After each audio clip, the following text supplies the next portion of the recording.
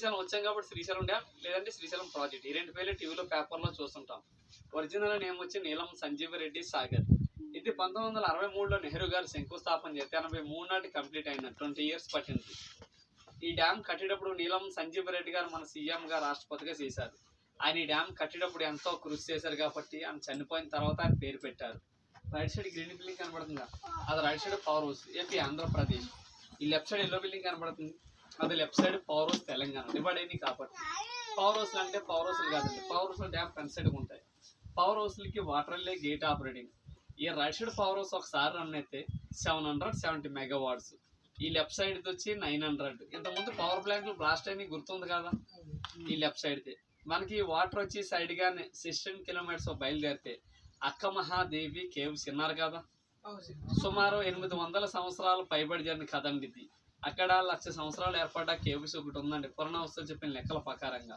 అక్క మహాదేవిది కర్ణాటక. మల్లికార్జున స్వామి ఒక స్వరూపాన్ని చూసి పెళ్ళంటూ చేసుకుంటే ఆ మల్లికార్జున స్వామినే పెళ్లి చేసుకోవాలని వీరశైలి మతస్థురాలు. ఒంటి మీద నూలు పోగు లేకుండా ఇక్కడ మల్లికార్జున స్వామి దర్శనానికి వచ్చిందండి. ఆమె కొనియనీయ కారణాల వల్ల వస్త్రాలు వదిలడం అనేది ఆమె తల ఎంటికలే వస్త్రాలుగా ఏర్పరచుకుంది. ఆమె పేరు మహాదేవి. అందరూ అక్క అక్కండ వాళ్ళ అక్క మధ్యని పిలువబడుతుంది. అక్క మహాదేవి ఇక్కడ మల్లికార్జున స్వామి దర్శించి 1,00,000 సంవత్సరాలు ఏర్పడ్డ కేవ్స్ లోపలికి వెళ్ళి దాదాపు 12 సంవత్సరాలు తపస్సు చేసింది. ఆమె తపస్సుగా ప్రతిరూపంగా శ్రీ బ్రహ్మరాంబ మల్లికార్జున స్వామి ప్రత్యక్షమై ఒక స్వయంభూ శివలింగాన్ని నిలిపించారు కేవ్స్ లోపల. మన శ్రీశైలంలో ఉన్నది జ్యోతిర్లింగం అంటాం, అదేమో స్వయంభూ. మన శ్రీశైలంలో లింగానికి 1000 రూపాయలు పెట్టి మనోభిషేకాలు చేస్తుంటాం, లేదంటే పూజలు చేస్తారు. ఆ కేవ్స్ లోపల ఉన్న లింగానికి న్యాచురల్గా అభిషేకం జరుగుతూనే ఉంటుంది. అక్కడ 365 రోజులు అభిషేకం పడుతూనే ఉంటుంది. ఆ పడే వాటర్ ఎక్కడి నుంచి వస్తుంది ఎవరికి అంచిక్కన ప్రశ్న అండి ఇప్పుడు వరకు. ఆమె అక్కడ కొంతకాలం తపస్సు చేసి దానికి ఆపోజిట్లో కొండ ఒకటి ఉందండి, కదిలీవరం అంటారు. ఆమె అక్కడికి వెళ్ళి కొంతకాలం తపస్సు చేసి అక్కడే శివుల్లో ఒక జ్యోతిరూపంలో ఐక్యమైపోయింది.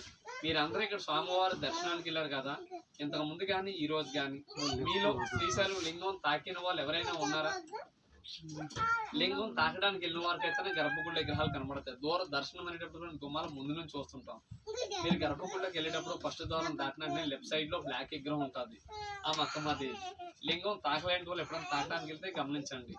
రైట్ సైడ్ 2 విగ్రహాలు ఉంటాయి, యామారెడ్డి మల్లమ్మ చిద్రామప్ప. వీళ్ళ ముగ్గురు కూడా కర్ణాటక వాళ్ళే, మనకలాగా మానవ జన్మ ఎత్తిన వాళ్ళే. శ్రీశైలం గర్భగుడిలో పెట్టారంటే వాళ్ళు ఎంత భక్తపరులు అనేది ఒకసారి ఆలోచించండి. మనకలాగా మానవ జన్మ ఎత్తిన వాళ్ళ విగ్రహాలు తీసుకెళ్లి భూ ప్రపంచంలో ఎక్కడైనా చూసామా? శ్రీశైలం గర్భగుడిలో తప్ప ఎక్కడా లేవు. మనకి ఈ ప్లేస్ వరకే పాతాళగంగ అంటాం. పాతాళగంగని ఎందుకు అంటామంటే కాశీ నుంచి గంగా నది అంతర్వాయంగా భూగర్భ జలాల కిందకు వచ్చిందంటారు. అందువల్ల ఈ ప్లేస్కి అంత పవిత్రత ప్రత్యేకత. నది వచ్చి కృష్ణానది, ఫారెస్ట్ వచ్చి నల్లమల ఫారెస్ట్. డ్యామ్ స్టోరేజ్ వచ్చి 885 feet అని చెట్ల మొదల వరకు. ఇప్పుడు నార్మల్ డీప్ చూసుకుంటే 883 feet ఉందండి, అంటే 2 feet డౌన్ అన్నమాట.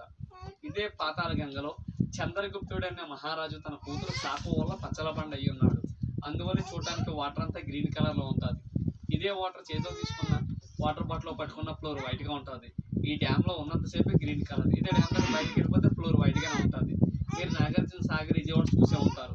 మీరు స్వామివారి దర్శనానికి వెళ్ళేటప్పుడు మండపంలో పెద్ద నంది ఉంటుంది చూసే టెంపుల్ లోపల, అదే శివ నంది పాతాళగంగలో ఉంది. గుళ్ళో ఉన్నదాన్ని శనగల బసం అని అంటారు, ఈ పాతాళగంగలో ఉన్నదాన్ని ఉబులే బసం అని అంటారు.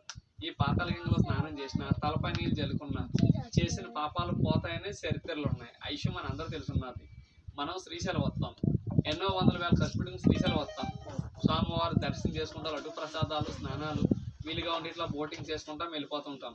మనం శ్రీశైలం వచ్చినందుకు ఎంత ఖర్చు పెట్టుకుని వచ్చినా అందువేలో సాక్షి గణపతి గుడి ఉంటుంది.